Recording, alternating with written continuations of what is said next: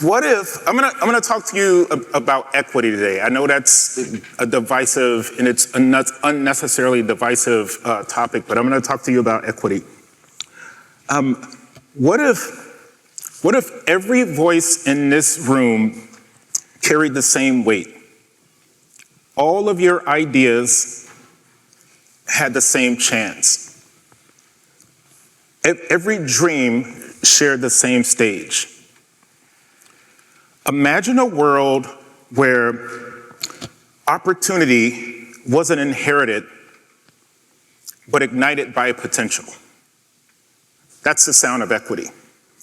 That's the movement we're creating, and today I'm going to share how that rhythm became my life cadence and challenge each of you to tune in, turn up, find your own equity soundtrack, and do more than nothing. Is that cool? Okay. I grew up, I'm not a fan of the red dot. I grew up in Gary, Indiana in the 80s. It was a steel town, and it was where our community was family, where love and discipline came from the same hands. We had bootleg block parties, played Foursquare in the street, and we were home when the street lights came on.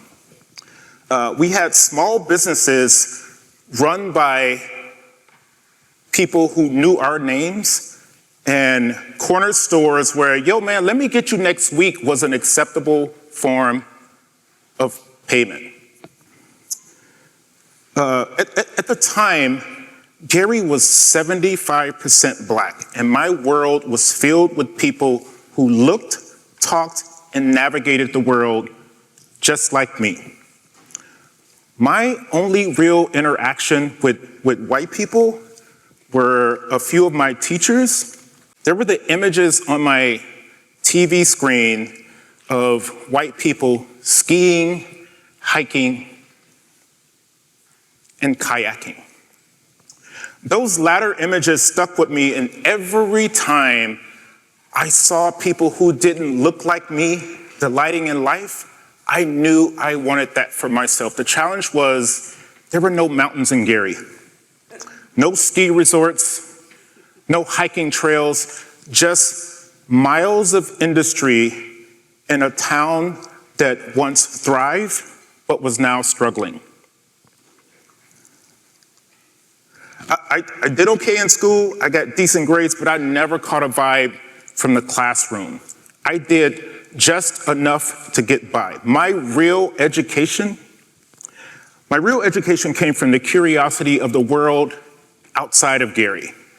Those faces on my TV screen, and the spaces that seemed out of reach, not just for me, but for people who looked like me.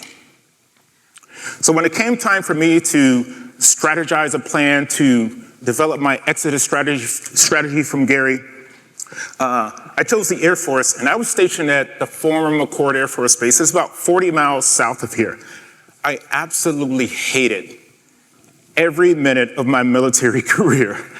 Don't get me wrong, I met a lot of good people. I became an astute disciplinarian and cultivated a healthy respect for order, but it wasn't for me.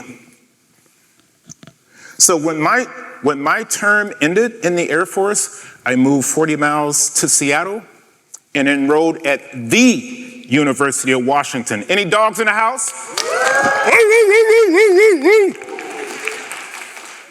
This because as a young black man, growing up in the 90s, I knew that in order to crack the code of corporate America, a degree wasn't optional. It was the cost of admission. So I did what was necessary, I got the degree, and set off to create the next chapters of my life, the script of which included get job, find girl, marry girl, have kids, buy house.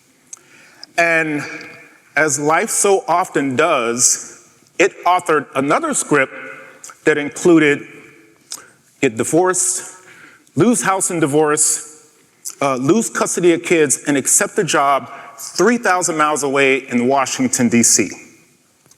Now, for the unfamiliar in the crowd, Washington, D.C.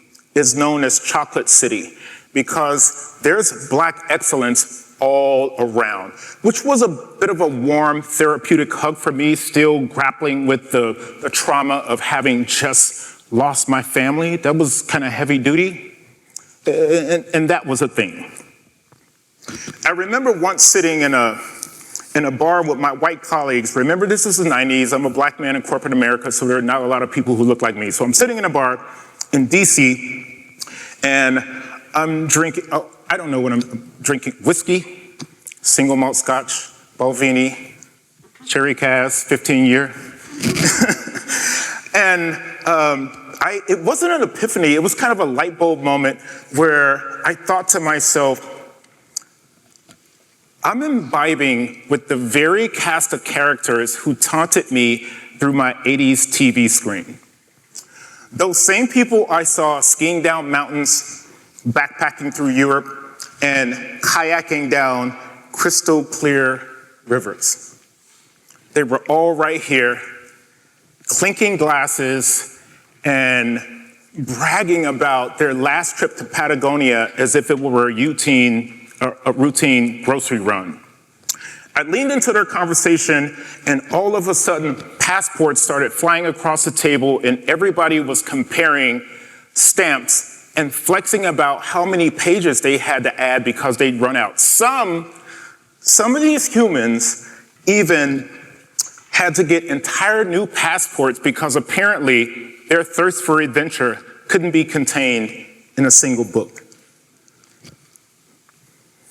I sat there, a silent observer, on a covert mission. My objective, infiltrate their ranks, steal their secrets, and report my findings back to the coalition of melanin folks. After a bit more intel, the common thread that tied all of their travels came together. They had all either served in the Peace Corps or worked for an NGO. Armed with this newfound intel, I upgraded my resume to improve my chances of joining their ranks of World Traveler Club. And after about, I don't know, maybe 100, let's say 100 applications, I got a call from Kevin Horan. I remember him because he was a dope cat. He was a gay white dude from California who offered me a job for a company called TechnoServe. They were a DC-based NGO who helped farmers and entrepreneurs in developing countries grow competitive businesses, increase incomes, and create sustainable economic growth through training, market connections, and access to capital. Little did Kevin know, he wasn't just offering me a job, he was handing me a passport to what would become the most amazing next step of my entire life. All of a sudden, I was everywhere. I was in Eastern Europe, Central America, Sub-Saharan Africa, South and Southeast Asia. I was racking up miles like a cold baller. But instead of luxury lounges, I was soaking in cultures, navigating bustling markets, and getting a firsthand education in global entrepreneurship. Whenever I would return from my travels, I shared stories of the most innovative, community-driven work I had ever seen.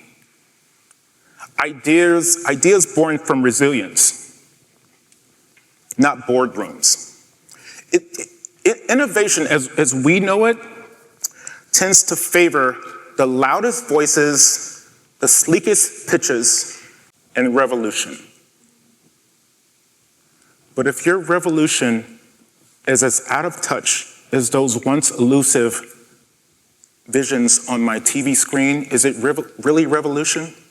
The challenge with traditional revolution is it tends to center those who already have access, those who already have capital, networks, privilege. And if this sounds familiar, it should. It is the exact same reason I did not see people growing up who looked like me hiking and skiing.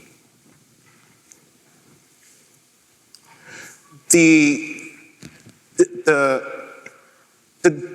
gatekeepers tend to, they don't just control resources, they control narratives.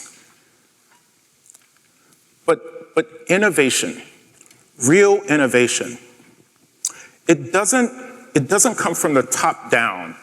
It's cultivated from the ground up. I'm gonna share a few examples happening every day in communities led by people equipped with the same tools we all have right here in this room. Passion, purpose, and the ability to solve problems that matter. In the 1960s, the Black Panther Party recognized that children in Houston were showing up to work hungry. So they created a free breakfast program, not high-tech, not flashy, but revolutionary. Today, that program has modeled breakfast programs and meal programs all across the nation. For innovation to truly impact communities, it must be built on equity. Equity meets people where they are. It acknowledges that innovation without inclusion isn't necessarily success. It's oftentimes gentrification in disguise.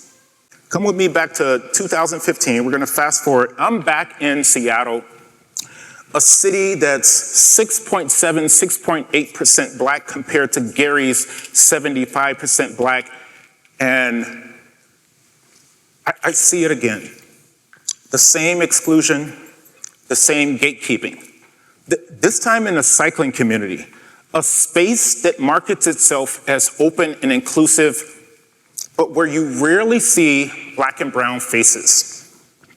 A space where, just like those travel conversations I would have with my colleagues in DC, people are swapping expensive gear stories like currency, totally oblivious to the barriers that keep so many of us out. So I did more than nothing and created Peace Peloton, a 501c3 nonprofit that takes the concept of community-driven innovation and invites consumers on an inclusive, all levels bike ride where we ride and invest in businesses with Black owners and where we create economic opportunities and redefine what access looks like through our portfolio of programs and initiatives. Well, why cycling, Doc? I'm glad you asked. Because if I'm going to invest my full-time resources into a cause, it helps that it aligns with my interests. Also, cycling is disarming. By show of hands, how many of you in this room have ever heard of a ride-by shooting? I'm gonna wait. None of you. Also, cycling is fun. There are many different entry points to join. It builds community and creates healthy lifestyle habits. I've shared some examples. There are many more I can share on the panel later. But what I would like to do now is share a little bit more of how you all in this room can show up. I'm going to share 4 examples. The first thing you could do is amplify change makers in your community. When you see organizations and individuals doing something, take out your phone and like what they're doing. Share it with your friends. Attend their events. Challenge your workplace, your school, or your city to prioritize equity. And let's stick with city. One of the things that I believe about city government, and government in particular, your government leadership should be representative of the demographic makeup of the people they are governing. And if it doesn't, what are you going to do about it? If you want to protest, call me. I'll go with you. But we have to have a plan to move that forward. Number 3, volunteer. Your presence matter, and those of you who are here who work, you can check in with your employer and see if they have an employee match program, because they will match your hours dollar for dollar. And last but not least, invest in the possibilities. Your investment matters. Peace Peloton is a nonprofit, and all of these community-driven organizations are nonprofit, but we're only nonprofit in name.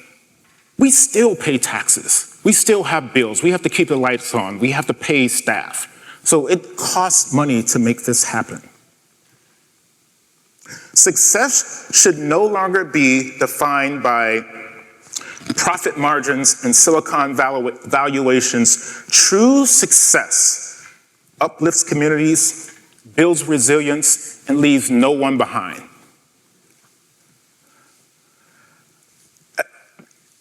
Equity. Equity is the melody that brings all of us together. Community-driven innovation is the harmony that builds something greater.